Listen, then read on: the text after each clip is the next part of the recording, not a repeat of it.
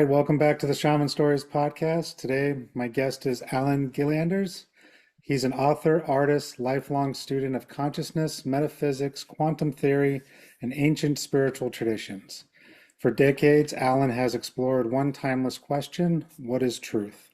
Through his writing, he bridges science, spirituality, inviting readers to look beyond the illusion and reconnect to a deeper nature of who we are.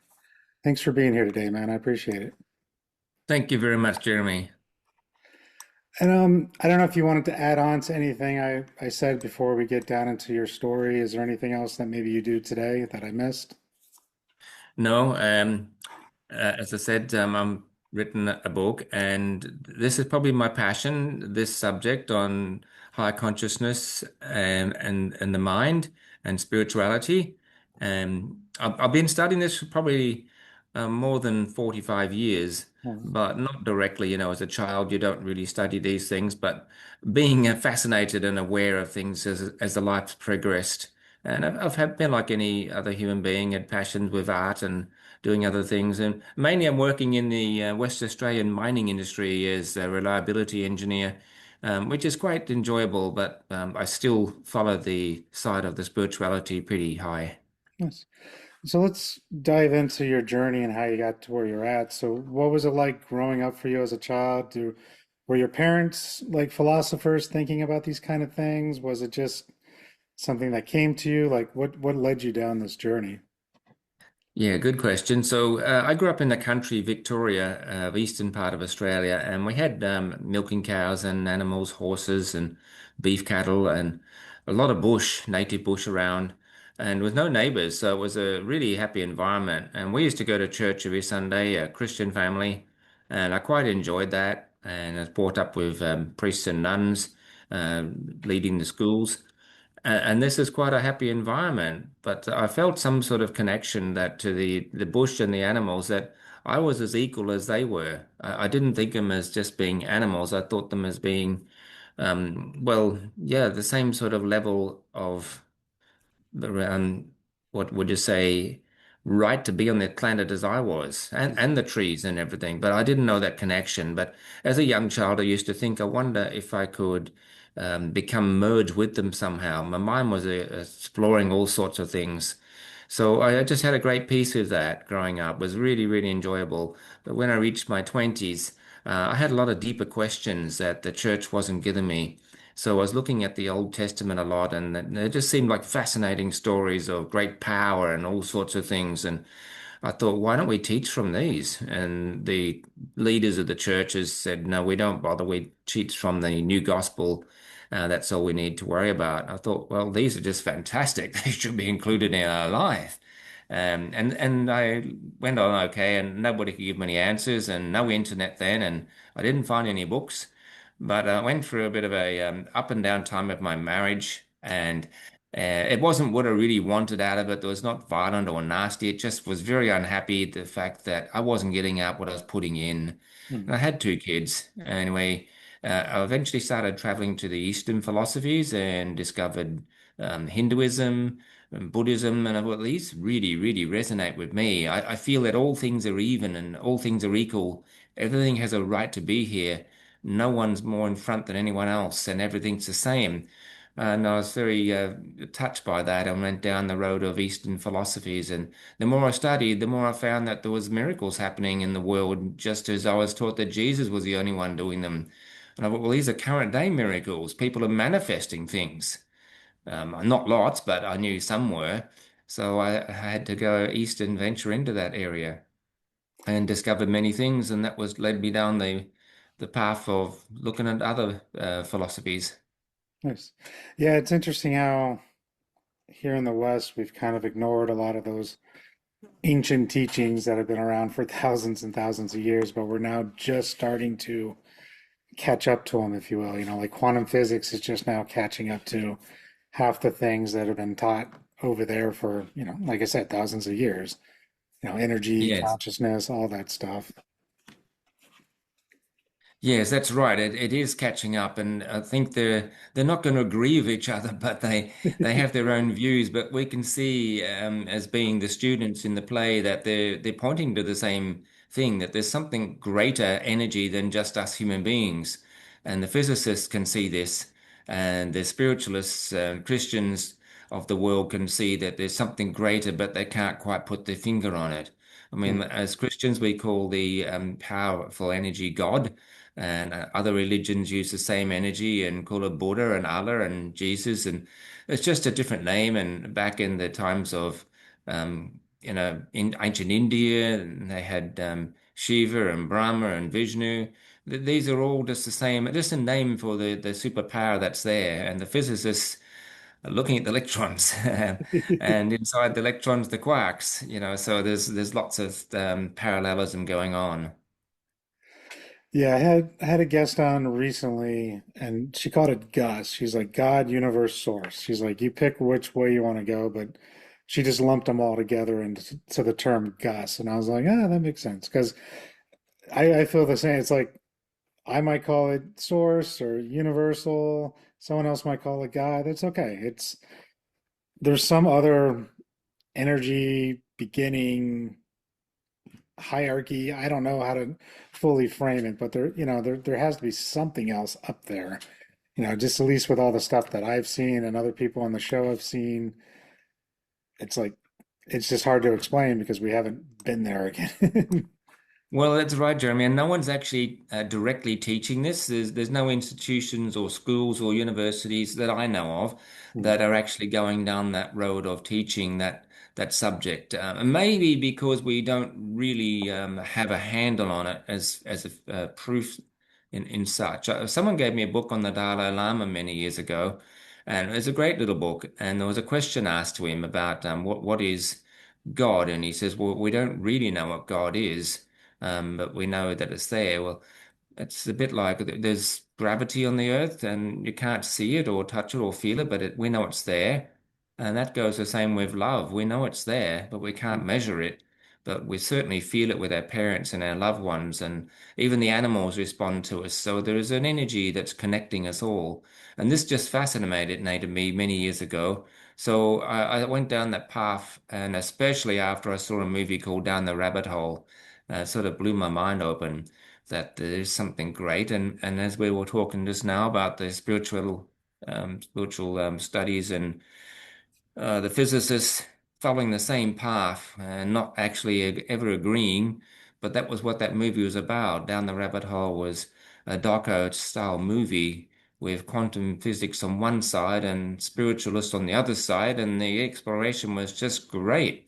It opened people's minds at the time, and apparently was a number one worldwide hit in art house movies. But that sent me Sounds down a deep familiar. I path. need to look it up, but I made a You note can of still that. look it up, Yeah. yeah. I It think sounds on familiar. YouTube. I feel I've seen it, but I can't Oh, look, remember. you blew my mind, and there's many science experience in there and spiritual experiences, and I thought it was just great. There was here God one side that could create miracles, like healing people was just unbelievable, and they're just working together but not actually agreeing. It was a good movie. Yeah, yeah, and I don't feel we need to agree. It's especially with modalities. Everybody has their specific modality our way of doing things. I personally believe we're all tapping into the same energy. We're all working with the same frequencies. We're just going about it a different way. And I don't really think one way is worse than the other. It's just as long as we're doing it and we're working on ourselves and we're helping others, it really doesn't matter which way we go about it. That's how I think about it at least. Yeah, that's right. And I think the same thing. And I meet people in my industry of work in mining, many thousands of people, and they're from all walks of life nowadays and all sorts of backgrounds. And I just respect them all as a being. I don't really care what they follow or what gender they are. We're a human being and we're actually sharing the same space on this planet. So, and if you give these people the time of day and a smile and some love, they respond back generally straight away. They appreciate it being respected. Although it doesn't always, I can see it around me, it doesn't always happen, but it's nice when you give that and people respect it. They're happy to see you again. Yeah, I mean, I'd say it happens more in person than it does online for sure, because people are more or less likely to troll and rage bait when they're in person versus online. So it's always an interesting way to see people act versus, hiding behind their keyboard and then they get out in public. Yeah, that is very true. But we judge a picture of an image like online Hmm. from our experiences. So we see that person, and our experiences of life tell us roughly like an image of what we think that person is. But if you're standing next to them or in a room with them, you probably pick up their vibrations and frequencies without knowing it. Animals do this so much. They would look at the TV and same thing, only judged by what the person looks. But when you're next to them, animals seem to pick up that vibration that this person is very kind and loving or is not a nice person. And with the animals, you don't know what they're seeing, but it's the same with us. We do get that feeling of a person that we maybe resonate well with before they ever open their mouth, or the opposite, but we don't actually like that person. So this is really good in a room. We were actually reading the room, which is reading the frequency and vibration and the energy in the room that we all connected with. Nice. And so, when you were doing your trip, though, in the East, learning these different philosophies and meeting people, was there anything that, like, because you mentioned like interesting healings and things like that that you saw that, you were told only would work through the religion or Jesus? What kind of things did you see while you were traveling? Well, that was really great, that traveling. The Indian sort of opened my eyes. My wife, my current wife today, and myself, we traveled there. And it was a real big eye opener because there wasn't many Western people at that stage in India around the year 2000. And we went to see Sai Baba when he was alive, a man of miracles. And the build up to going there was unbelievable. That people told us you can't go and see him unless he wants you to go there. And I said, well, why is that? Because it happened to me. I tried to go there. Are you a spiritual person? Not at all. This person I was talking to said, I was just told that you can't go there. And we thought, well, my boyfriend and I, this girl was telling me that we decided we would just bypass off our holiday and go and see out of interest what all this fuss is about, because there's apparently 20, 30,000 people a day going to see him. Jeez. So we tried to go there, and the day we went there, she said the taxis had broken down. So we thought, well, we'll just try another way. So we went another way, and then the roads got washed out. So we were blocked every way we went. So we ended up just going home, she said. I'd found that with someone else, and where I live here in Perth, there's some spiritual group studies studying Indian philosophy. And they said, no, you can't go there unless you're invited to go there. I thought, how does that happen? Maybe the invitation's in your mind. I don't know. But anyway, we got there and we saw some miraculous things and healings and stuff. So we got a lot of books and studied all on it and watched some little videos and bought heaps of books. And we found that there is some miraculous miracles happening all the time around us. And I wanted to know how come we're not taught how this happens?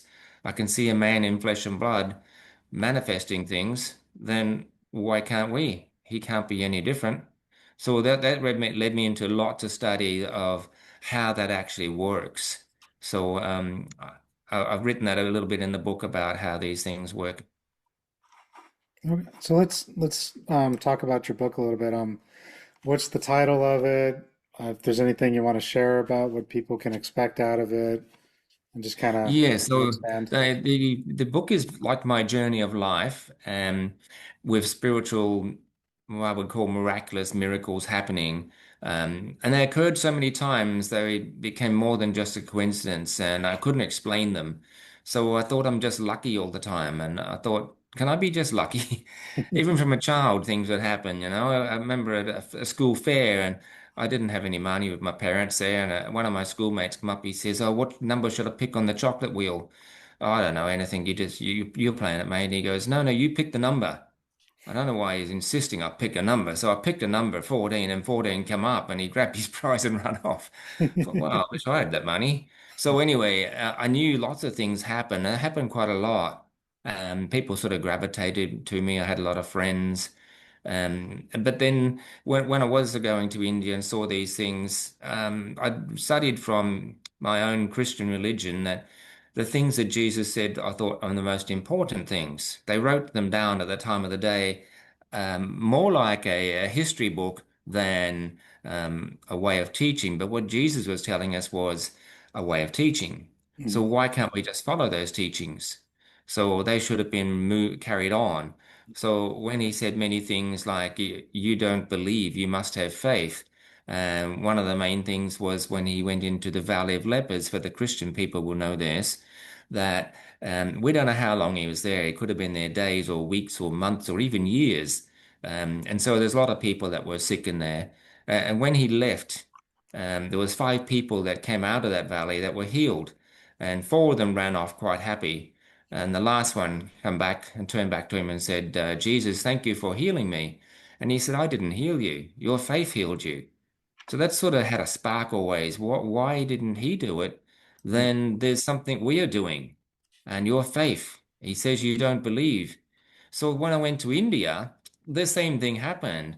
I read some miracles on some this guy was doing, and one of the guys was fascinated, an audience, and so Baba had said to him, I can see your mind is saying you want to do the miracles that I'm doing. And he says, Yes, yes, I do, Baba. And he says, Well, you can do these miracles, you just don't believe. And I thought, here we are, thousands of years later, and we're coming across the same message.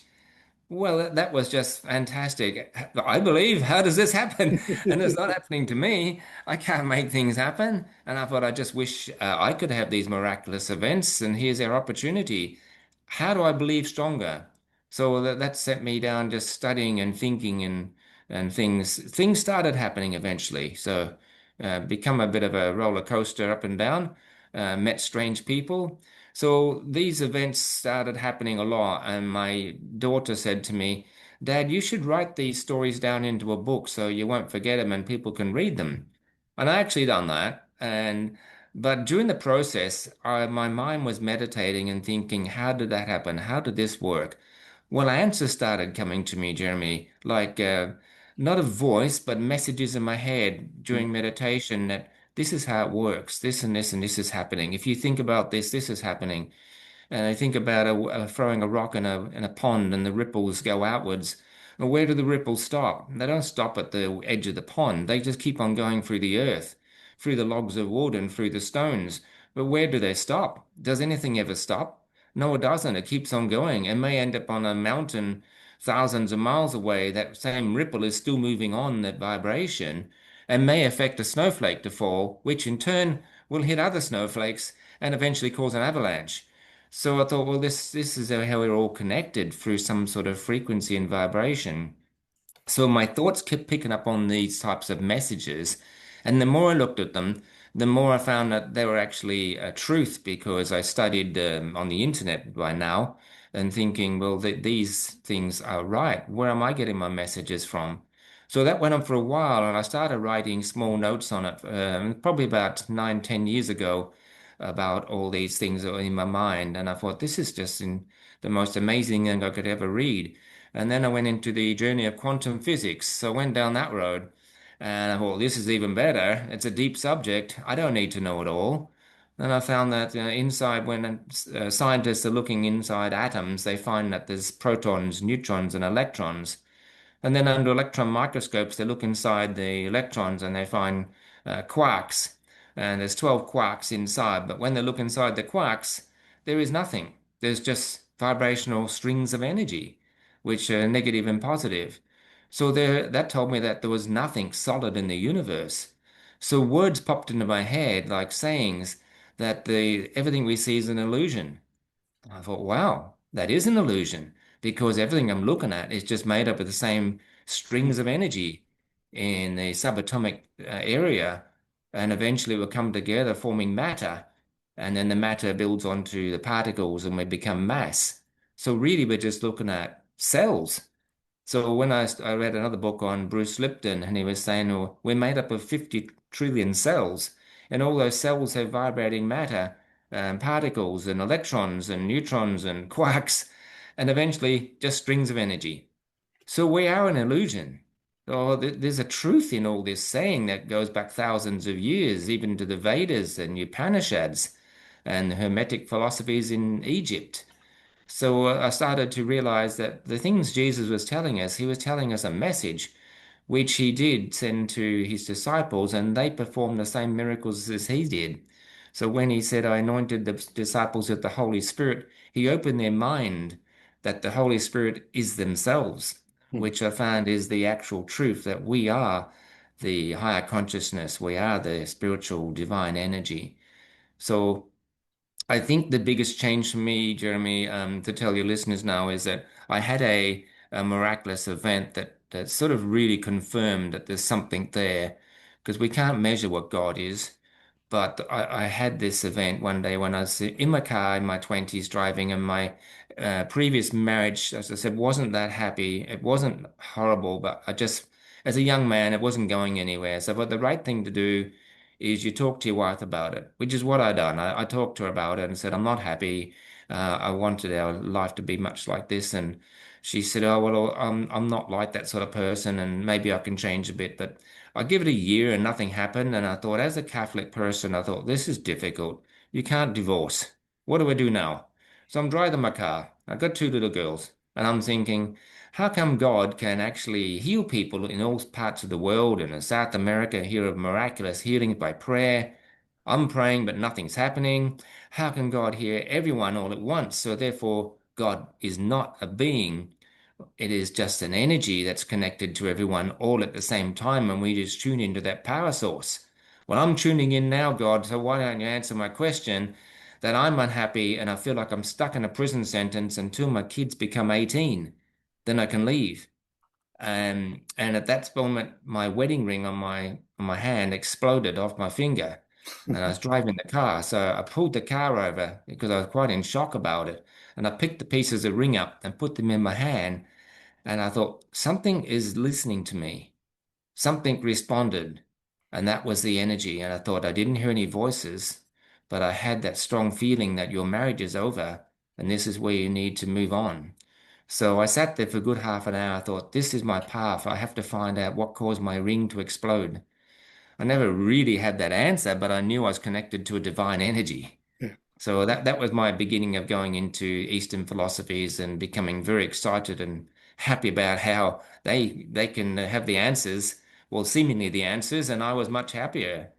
And then many years later, probably I tested that energy. I was working in the mining industry, and I tested out that energy as far as I didn't like to test God. That sounds blasphemous, but I thought I need to know.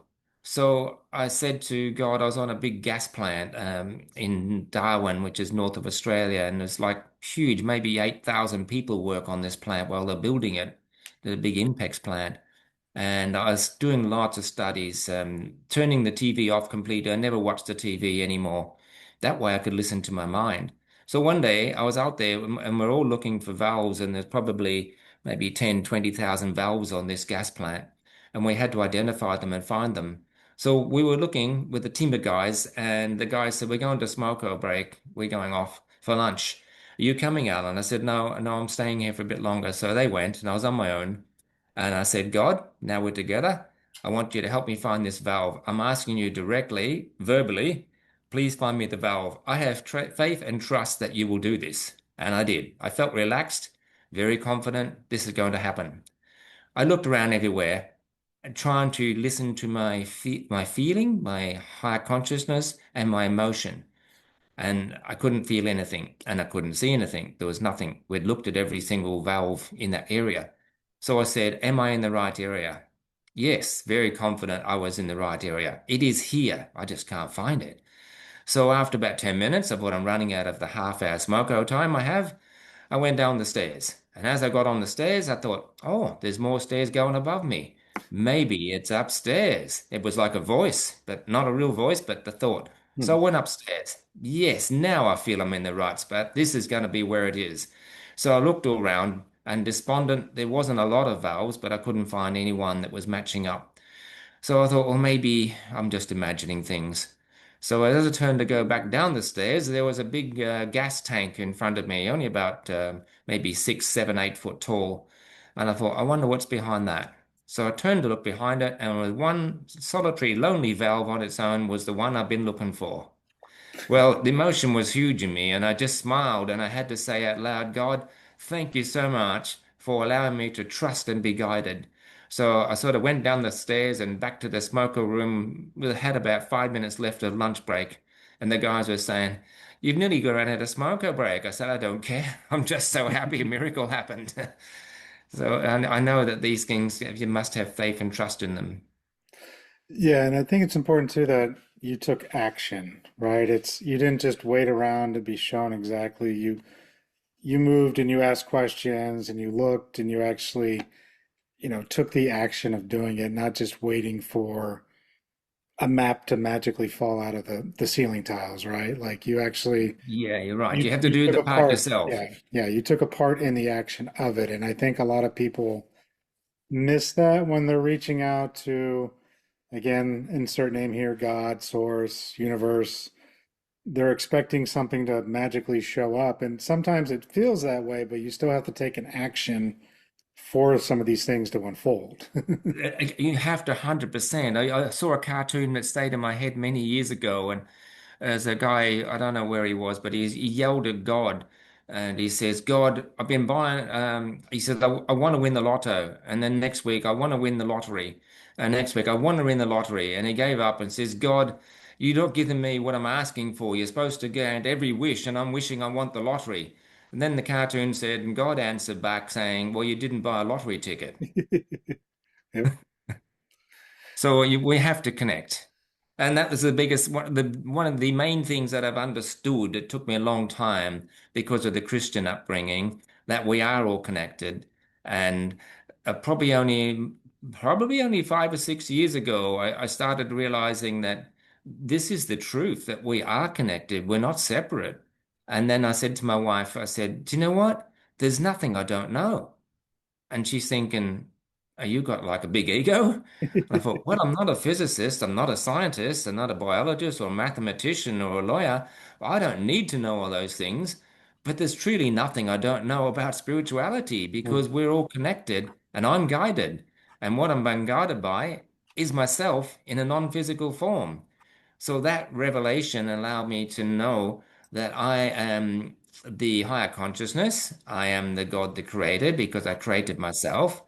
Therefore, I really can't go wrong in life. Whatever I do, if I listen to the higher emotional message, I'm being guided. And then I thought we all are. No one's any different. So that was quite a great revelation and gave me great joy thinking of that.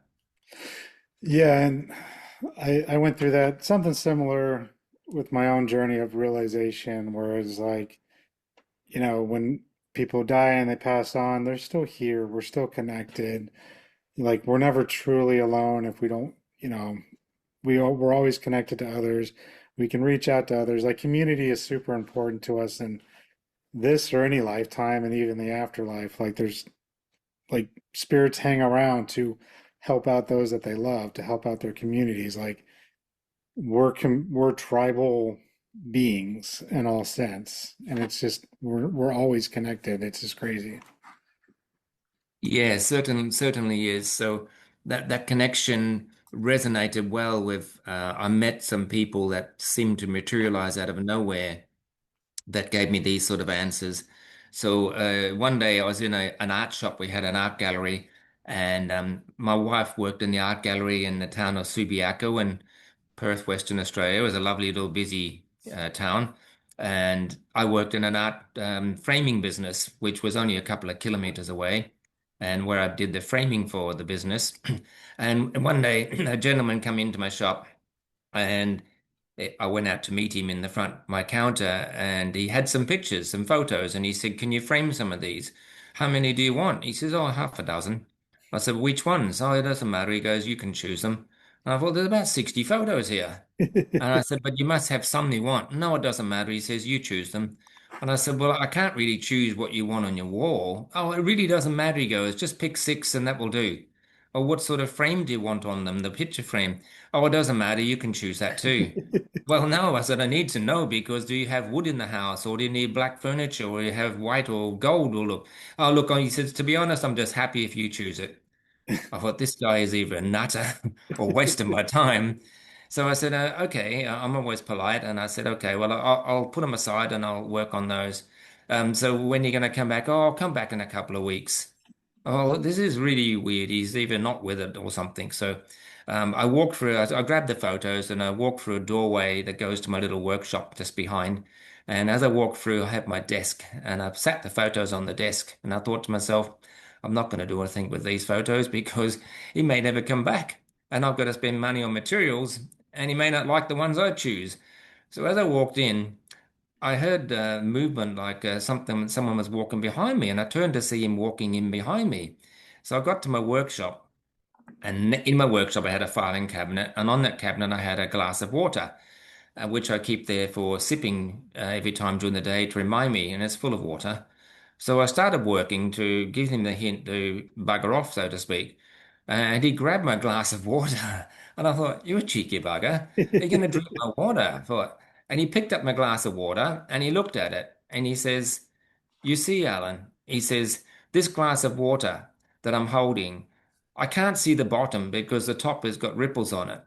But if I put the glass down, I can see the bottom quite clearly. And he says, but what I would like to know, he goes, is what can you see if you still your mind? And then he just smiled and walked out the door. And I thought, that is extremely profound. Maybe I should do that. Still my own mind, because I had some music playing and I just it never ever left me. And the thing is, he never ever came back. And I never framed those pictures. And I just left them there for months, maybe 6 months, and I never saw him ever come back for them. So I thought he was giving me a very profound message to still my mind, and then all things become known. So that message stayed for me forever, which I've written about in my book. But is he a manifestation of God in a physical form? We all are. But that message comes through other beings because that's how it communicates. Mhm. It communicates through the frequency and vibration. So the studies are found that we're all just frequencies of vibration as I said, inside the quarks, we're just strings of energy, which the whole universe then is strings of energy. It just hasn't formed to make particles and matter come together.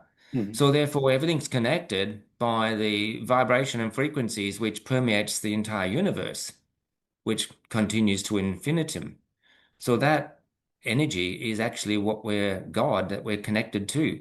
And that will manifest into another human being and either perform miraculous miracles or send you messages. It connects to yourself. So I thought that was pretty amazing event and very enlightening for me to understand that stilling your mind is one of the greatest things we can do. So I had done lots of meditation, but that made me go a little bit more into meditation, that quieting the mind. So I found that in this stillness, we can find everything. It's interesting because, yeah, I was actually going to ask you about that because on your website, one of your little blurbs around your book is meditation as connection, not escape, and why stillness reveals the truth.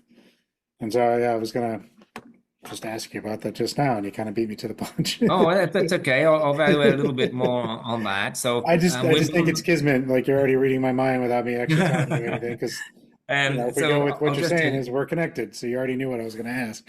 Yeah, I do love this subject. So, in the stillness of your mind, that's where you find everything. So, what I'm saying by that, I did some meditation one time, maybe back in 2000, and every morning I'd get up at 4 o'clock when the world is quiet, and I'd sit at the foot of the bed and meditate, and just drift off with my mind to nothingness. And sometimes I'd have revelationary thoughts drop into my mind, which were the answers to things I may have been looking for or asking weeks before. And this one time I was sitting there on the floor and I drifted out of my body. The next thing, I'm up at the ceiling looking down at my body at the base of the bed. And I thought, am I out of my body? But I'm still connected to my body. So then I felt I'm actually the wall. I'm actually the ceiling. I'm the paint. I'm the curtains on the window. I'm actually the glass. I'm actually everything. So I thought, this is what I actually am. I am everything connected to my physical body sitting on the floor. I thought this is the most amazing, wonderful feeling ever. And then I was just snapped, dragged back into my body. Well, not dragged, but just shot back in. And next thing now, the physical body looking at the wall where I thought I was. So I knew I had a completely out of body experience. So that was an amazing experience to know that we are everything.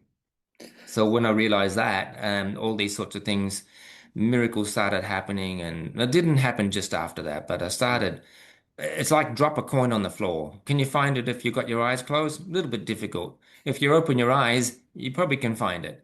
So if you're not looking, you may not see anything. So people go through their whole life not looking. They're looking in the sense of looking at the physical things that of the five senses, but they're not really what reality is. They're all the illusion, as I mentioned earlier about the illusion. So we need to still the mind, open the eyes, and that means open the inner eye that sees more things than the physical eye does.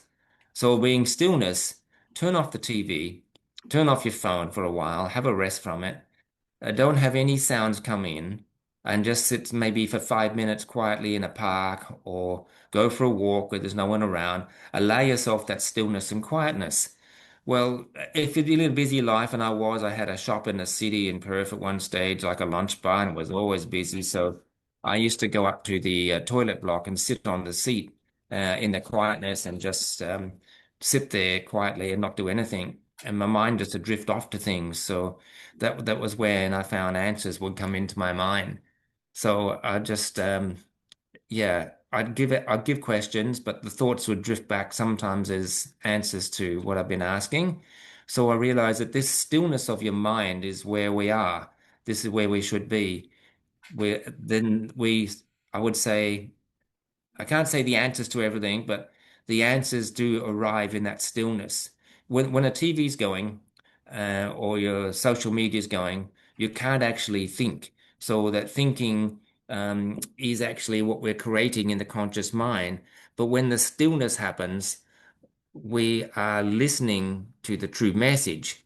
But if you have a TV going or social media going, or you're in a busy area in the city, then that's also interfering with the way you're thinking. I know you can't get rid of it, but going out, trying somewhere quiet, in that stillness is when you hear the true voice of what you would say the true voice of God, which is yourself. And you'll hear that message. It is so hard to hear it when you've got buses and people talking and your phone going or TV going or kids talking. There's too much information to be able to hear these subtle messages. They're the most important messages where everything lies. So that's where I say that in the stillness of your mind, everything is revealed. And with that, so for someone who's just starting out that wants to try this, yeah, turn off your phone, turn off the TV, get away from the computer, anything that's going to give you notifications and buzzing and input, right? Turn all that off. Go to a room that's quiet. And then when they're sitting there trying to get into that stillness, is it an issue if, like, you know, the random monkey chatter comes in first? Is there something they need to do to prep? Do they just let the day-to-day thoughts just run its course until you get to that quietness? Is there like a technique or trick to that? Yeah, there possibly is, and it's just normal that monkey mind runs wild and all sorts of other thoughts distracting us from this. And for some people, it may seem like this is an impossible feat to obtain because their mind is active. But when I first started, I had that problem too. I actually went to a course on this sort of thing, and in the little small group we had, we meditated, and I just drifted off to sleep. So I missed I missed some of what the lecture was about. That's But I right. was I told remember that doing other this people had off. done the same thing, and that is quite normal. So I thought, well, it's a start. I'll just keep at it. And I still kept falling asleep. It was a great time to lie down and close your eyes and drift off. So that in itself is a form of meditation because you're quietening your mind from the actual voices that were around me. So this is just normal. And the monkey mind thinks about all the things you want to do. Well, just let it be. You can't fight it. But another way you can do this, and it works quite well, is have a candle in front of you Hmm. and just light it and sit there quietly and look at the flame, and the flame will move with your breathing. But if you try to breathe quieter and softer and don't go pushing it towards the flame will actually become a little bit taller and the smoke drifting up will be very straight. And you'll realize that I can get this smoke actually rising quite high without it actually moving. This is an amazing feat. Well, then you're drifting off into meditation because you haven't heard anything going on around you. Your thoughts haven't entertained any the other thing than what you're actually doing. So if you close your eyes and then try and imagine that flame still going, then that's when you're drifting into a meditation because there's no other thoughts around you, but you'll hear the inner thoughts. So there's other ways that where you can do this with your eyes closed is just focus on your breath. Can you see your breath? And try to imagine that you are looking at your breath with your eyes closed. Mhm. So as the breath goes in, new oxygen is out there and it was drawn back in. So in and out, you can't see anything, but you imagine you can see that. And while you're focused on this, your mind it doesn't entertain any other thoughts. So one really solid way of finding when I had joined some other meditation classes in the last sorry, 8, 9 years, some people trying to say that you cannot get rid of your thoughts. Well, there is a way of getting rid of those thoughts, and it's probably not the best way, but it works. So you'll sit quietly and relax with your eyes closed and breathing slowly. So when you breathe it out, don't actually breathe in. Just hold the breath with no air.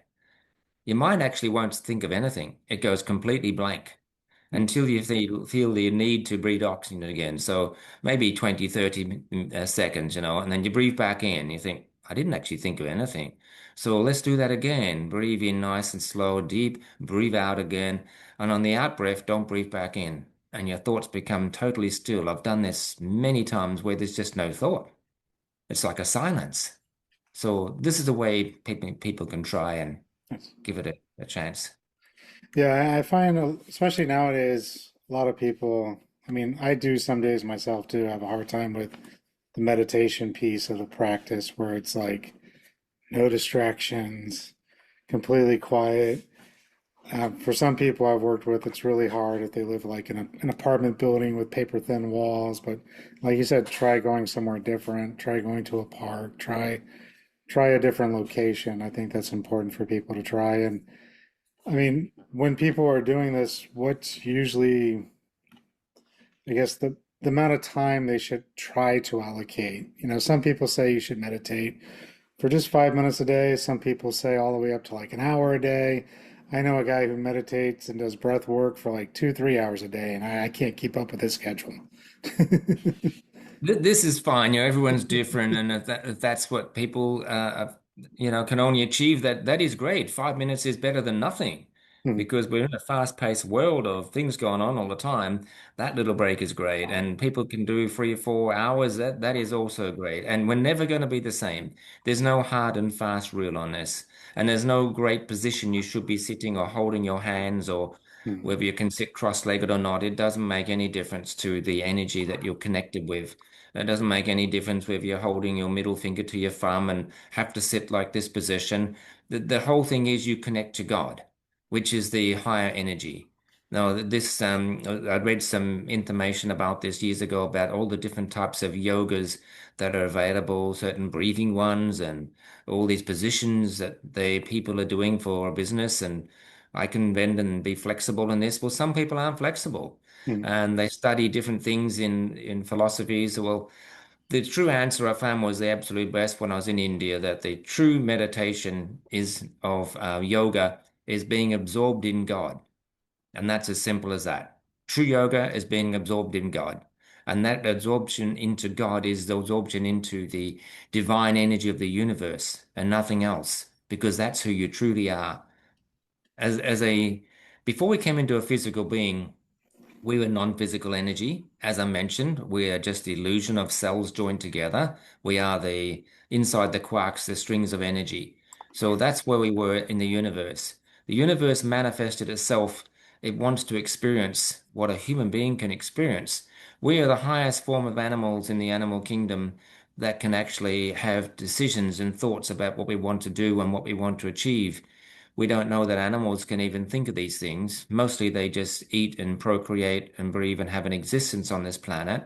But as humans, we have decisions. So we can make these choices. They don't seem to have those choices. So we're regarded as roughly being the highest level. And so we're privileged to have five senses. So these five senses, as we know, are sight, touch, smell, sound, all these sort of things. Now, as a non-physical, we are still part of the same.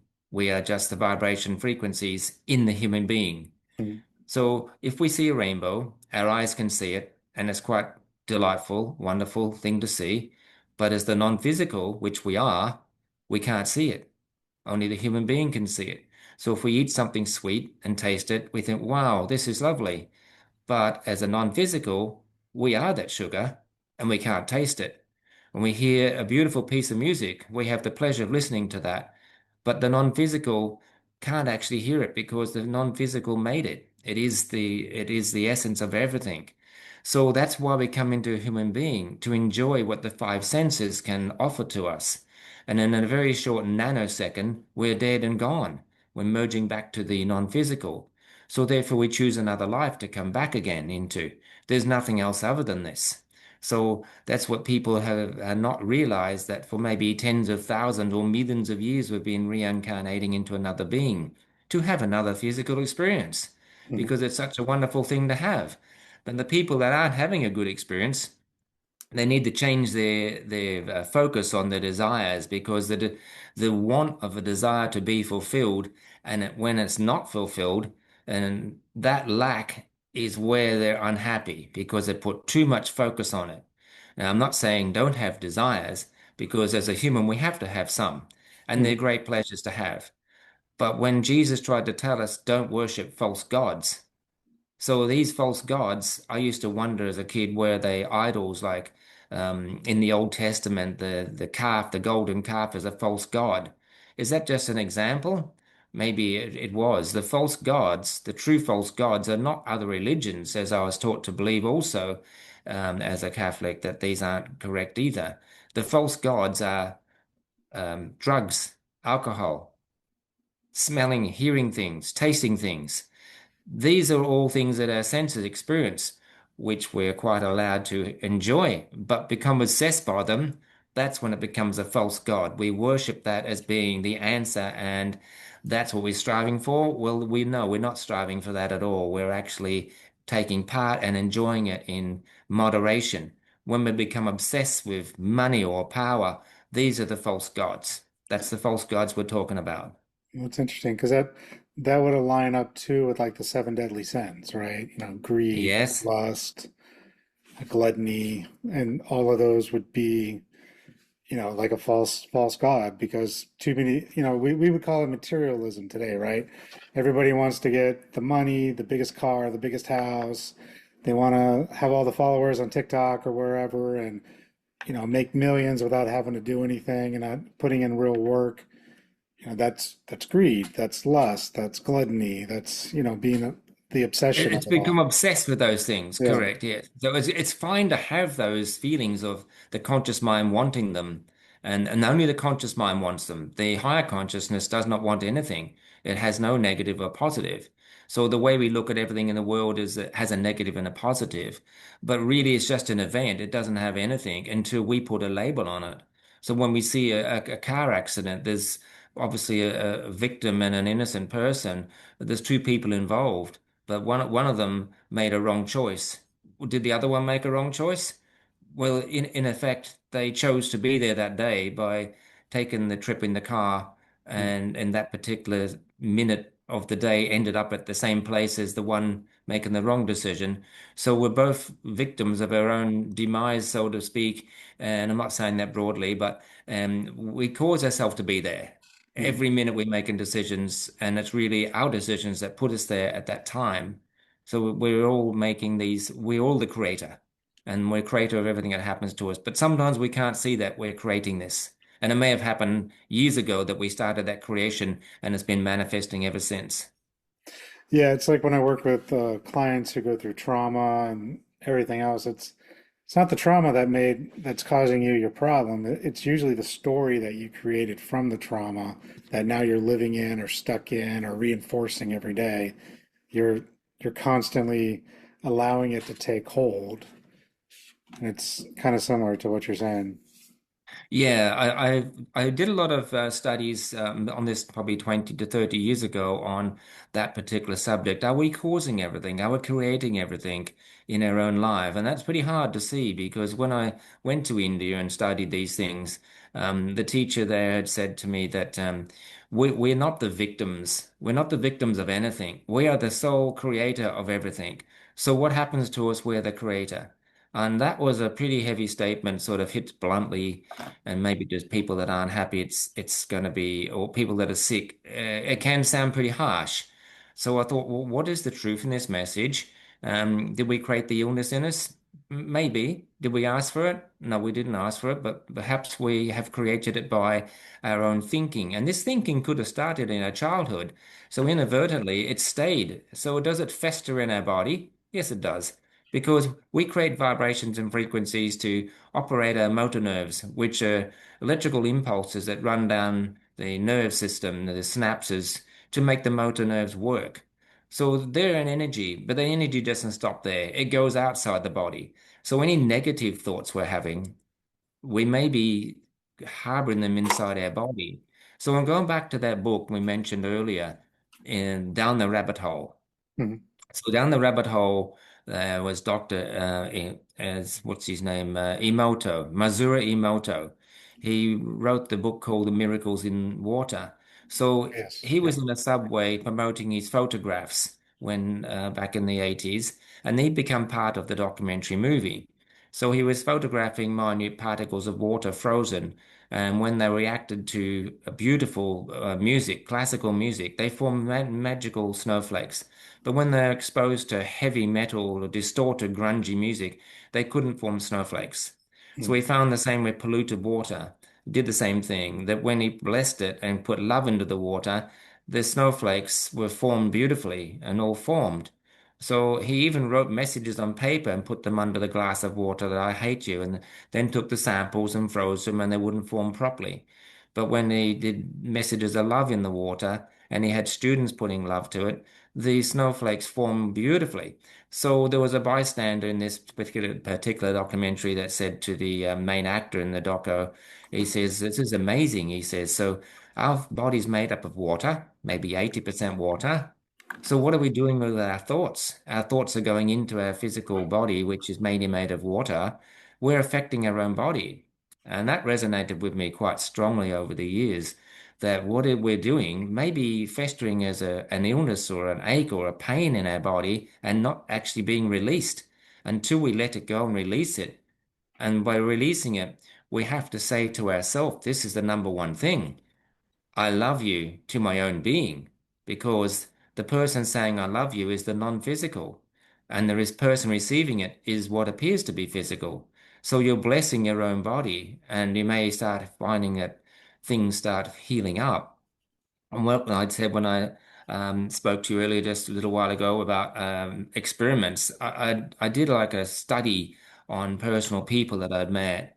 And one time, this super fit athlete guy I got on with very well come into my shop on his push bike every day, and it was always bright, and he just had the essence of life, much like myself. And I found out that his wife was very, very sick. And I said, "What sort of sickness?" He said, "Oh, she has a cancer." And one time he came in, I said, "How's your wife going?" He said, "Oh, she's going to India to get healed." "Oh, fantastic. She believes this." He says, "Yes, she believes she's going to be healed, so she's off on a trip to India." And he was quite excited. So when she come back, I said, "How's your wife going?" And he said, "Oh, she seems to be healed." "Really? That's fantastic. She's over the moon. She's a new person." And she went along quite well. And I didn't see him for a couple of months. And later he come in and I said, "How's your wife going?" "Oh," he said, "she passed away." I said, "I was pretty choked up about that." And I said, "So do you mind me asking? I've known you for some time now. I'm doing a little study myself. That did your wife have problems when her growing up years, like in her family? Was there troubles and angst? Because I imagine she was happy in your family."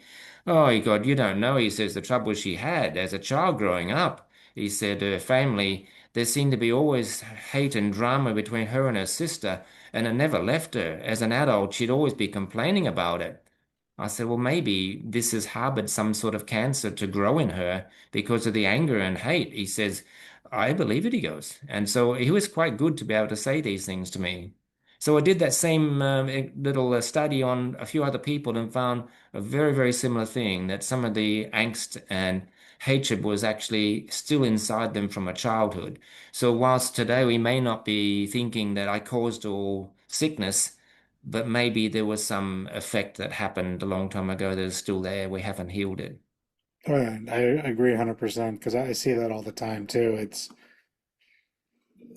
people hang on to so much stuff. They're not realizing that they're still hanging on to it, and maybe mentally they let it go, but their body or their energy field's still hanging on to it, and they're not getting cleared. And 90% of our illnesses, disease, all that stuff comes from our body just letting us know, hey, something's wrong. You need to look at this. You need to address something.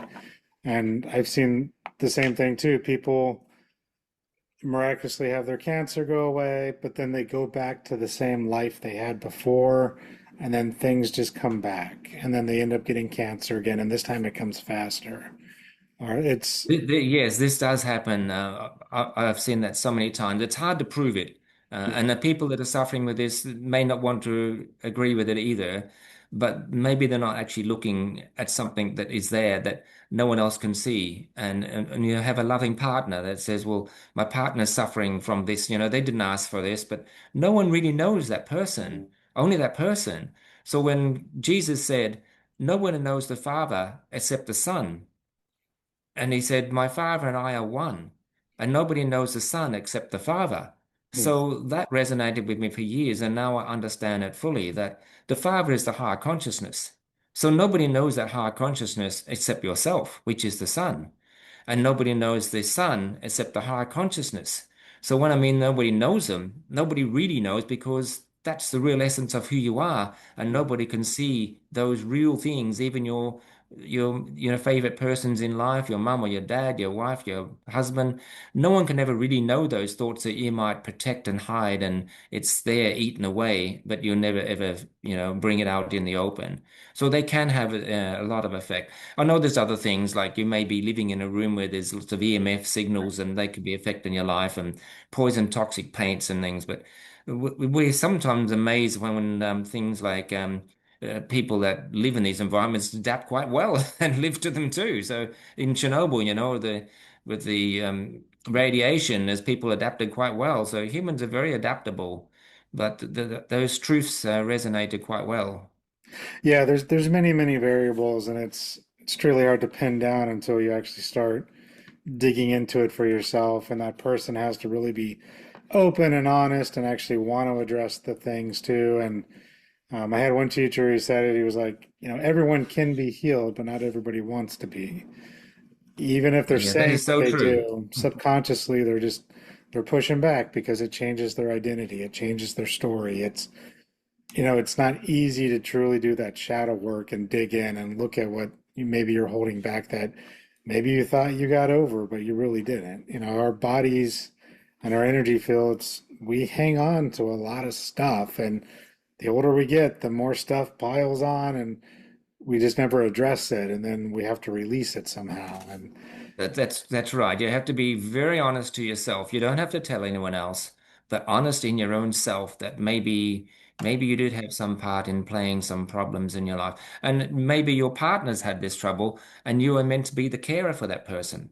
So you don't have to suffer. You are the carer. And then it isn't a good thing that you're there caring for a person that's suffering through this. And they may never be able to solve that problem. Only that person that wants to be healed, as you say, they need to want to do this instead of blaming something externally. It's all internally. That is the part. Now we go back to the beginning of when you said, I'm a truther, a seeker of truth. So the truth is what we're seeking is that we are the creators of everything. These truths have been hidden from us through doctrines of thousands of years of teaching, through religious groups, through governments and controlling powers that they don't want us to know this truth because then we are start creating things in our life and we can be much happier. It is better to keep these truths hidden by teaching us that God is separate. No one can be equal to God. mm, But then if God made us and God is in everything, then we are that God. We are the divine energy. We are the power of the universe. But the powers that be don't want us to believe that. And they call it blasphemy, and you shall be kept a slave and a servant to the doctrines of what's going on, and then you'll be always paying money and taxes, and you will be a servant to us. And that's what people are accepting in the world instead of opening their mind. And these sorts of podcasts hopefully may resonate with some people and open their mind like we've been opened many years ago, but what caused it, we don't know. It may be a collection of many things. So I'm hoping people listening will find this more, resonating and want to know more. You have to want to know more. yeah. Yeah, I hope so as well. And sometimes it can seem like very a lot, get very intense. Bring him down the movie, even the title, down that rabbit hole. It can lead to many different sources, and not everything's 100% true, or that might be that person's version of reality and truth because that's what they saw. So it's really, like you said, being honest with yourself. What feels right? What makes sense? What proof have you got? Like did you feel energy? Did you have a conversation with something higher? Did you still your mind and get answers that worked out? Like did your wedding ring explode while you were driving? Like, there's always going to be subtle hints or proof out there. It's just also being willing to accept it when you see it, and I know I had a hard time with that in the beginning. Oh, I think we all do. I did myself. And all these questions you just answered, and probably thousands more, you can't find the answer unless you actually still that mind. And if you're watching TV every night, or you got your social media on your phone every minute, and in your lunch break you're scrolling, there's no time ever to ask those questions or listen to the answer. In that quietness is when the answers come. And it may not just come to you when you're on your own. It may come to you the next person you meet on the bus or the bus stop or through a stranger or taxi driver or a co-worker. These where the answers will sometimes come. And look, the other thing also is because we're all connected, it's a two-way street. So whilst we are not getting all the answers from another person, we're also giving the answers to other people that have questions. So our meeting with another person is no coincidence. Mm, So sometimes we're helping them and we don't know because of the things in their mind they might discover, hey, that person just answered my question, or that answer has just guided me. And we may never know that. So it is a blessing meeting people have an open mind, and you can help them on the way. Even people with a closed mind that seem angry and aggressive, generally that anger and aggression is from internally in themselves. yeah. But maybe we are helping them by just smiling at them and saying hello, someone being nice to them.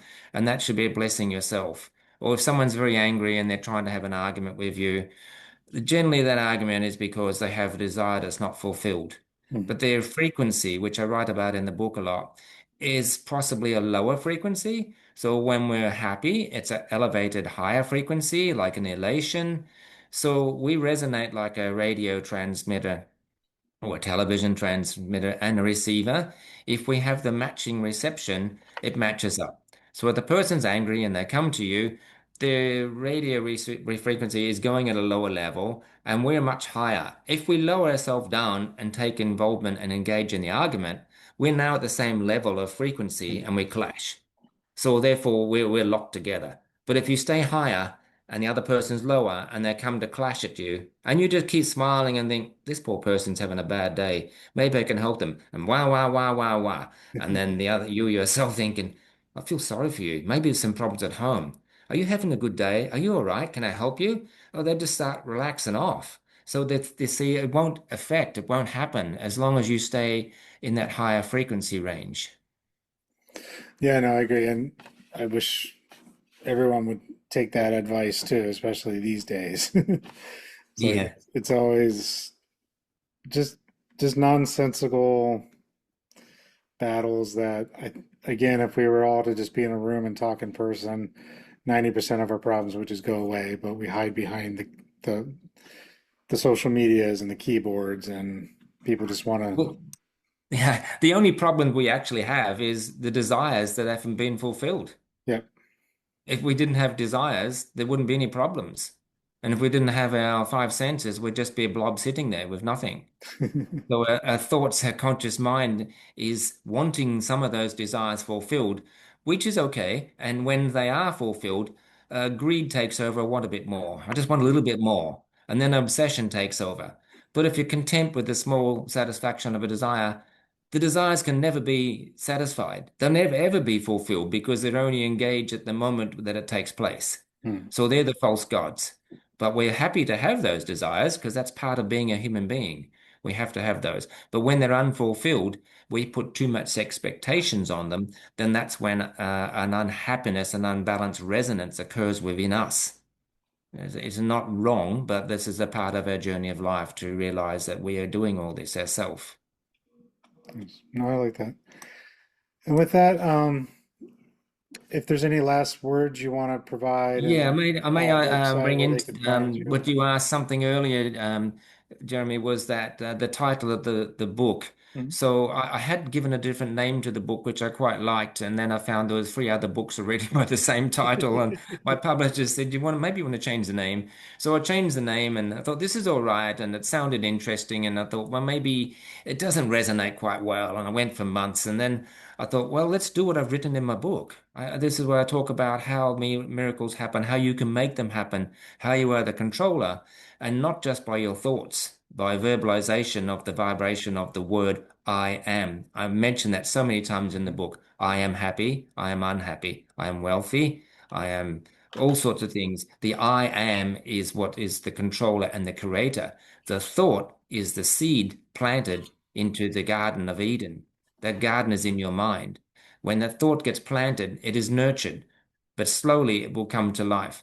But if we verbalize that and say, I am out loud, I am wealthy, I am happy, then that vibration affects the field, and the field shapes the particle. Those words come from a letter that Einstein wrote in 1938 where he addressed some subjects there. He said, "This field is the sole governing agency of the particle." Now, many people misconstrue that and say that Einstein didn't state that, but he did in 1938. He wrote that down. So, what he was actually saying that the field around us is shaping the particle, but that field is being shaped by our vibration, which we are affecting. We're directly affecting that field, and the field has to shape the particle. So, in a sense, when we have the thought, it goes out, and when it's verbalized, it actually shapes the particle around us. It has no other choice but to react. So, we are definitely shaping the field around us. Now, other things can be involved. Einstein said that not entirely that, because if we look at EMF signals, radiation signals, they're also affecting that same field. Gas, all sorts of things that we can't see. Heat affects the field. So it's not entirely 100% that we are controlling and making it happen, but we're certainly affecting the field. So, so I decided to, I knew all this now and I understood it. And I thought, with my book, let's put this to the field. So I said, God out loud, what shall be the name of my book? And I didn't hear a voice, but an emotion come to me and a message says, I am is the answer. So I thought, I can't just call the book I Am. Well, I could. So I thought, it is the answer. So I said again, is this the name of my book? Out loud. And the same message come back. I am is the answer. Well, I know I am is the answer to everything. That's what I've written about. I am is basically everything. So I thought that has to be in the name. But I talk so much about vibrations and frequencies which our mind is giving out, affecting the field, that it is the ripple goes through everything, whether it's physical or in the non-physical. Therefore, it is a sacred hum. So I actually looked it up in Google and it says the sacred hum is what for not physicists, Sufis and yogis have been saying for thousands of years is the hidden energy in the universe. So for that resonated, the sacred hum of I am is the name of the book because the sacred hum is the vibration of the words I am. I am happy. I am healthy. That's what we create. So that book was born from that. And that book can be found on my website, www.alangillanders, spelt with one L, .com. And then you can find about myself information and you can find the book, which is only about 4 weeks away from being published and it'll be available through the website. But in the meantime, people can sign up to a mailing list and they can be notified when the book's ready.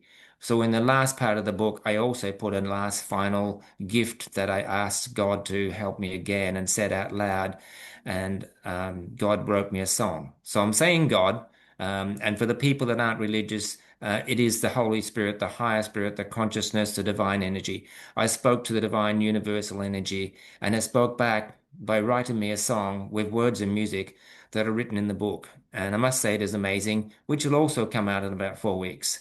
So I know that the power of connecting to the universe and having faith is the biggest thing to believe it will happen, even if it hasn't already happened. It will happen because I'm the living proof that it does happen. I've had many miracles happen. Nice. And can someone work with you if they want to? Like sign up? Oh, look, absolutely, Jeremy. I'm trying to put together a like a module of 15 modules so that people can take these modules and work weekly on their own pace. Okay. And I'm very happy to communicate with them via email and help them on their journey. Because look, you can't just read a book and think I understand it all. It's so hard. There's so much, and I've read many books, but the biggest messages I got was not from reading. They just enlightened my mind to what is truth. The real learning came from the meditation of the messages of stilling the mind where there's no TV and no social media and no other people to distract you, and you'll hear what I would say the voice of God or the voice of the divine energy. It speaks in that silence. And that's where you discover. But it can be confusing. You'll start thinking, am I imagining this? Is this just my imagination running wild? And look, I've had that for many years, many, many years. And you think, maybe it's just imagining all that. Maybe I'm going off on a wrong tangent. Don't be afraid of that. That is just normal. But the evidence will come true in the people you speak to later, which I have found. 2 weeks later, I speak to someone, I thought, well, that resonates with what I was actually had a message. And now I know it must be true. And then two or three more people will come to you, and you think, now I know I was right. So trust in all the time, trust in those messages and those thoughts. Nice. I appreciate that. And I appreciate your time and coming on the show. And I'll put all the links in the show notes so people can get the book. This will probably come out maybe a week before the book is released. So still gives Oh, people good plenty of time timing. to, sign up on your website and everything. So they're not going Yeah, to miss great. out Look, on to anything. me, it's the answer. I'm not being a big-headed here, Jeremy, or to your listeners, but I think it's the answer to everything, to find happiness. All right. And that's what we want in life, not to collect toys because at the end of the day we die with nothing. But what did we achieve? We wanted happiness. We all want happiness, and we're trying to buy it or find it. So to find that true happiness, I hope by people reading it, they will find the answer. And if they don't, may have to reread it, reread it. But it's part of their journey, and maybe that message will resonate with other books they're reading, and they'll find this journey in this life. Hopefully, in this life, it will come to them that this is the truth of what they want. Yeah, and it might just be they need to read it now, and then 6 months to a year later, like you mentioned before, other things will start clicking, and then they're going to be like, "Oh, that's right. That's what this means."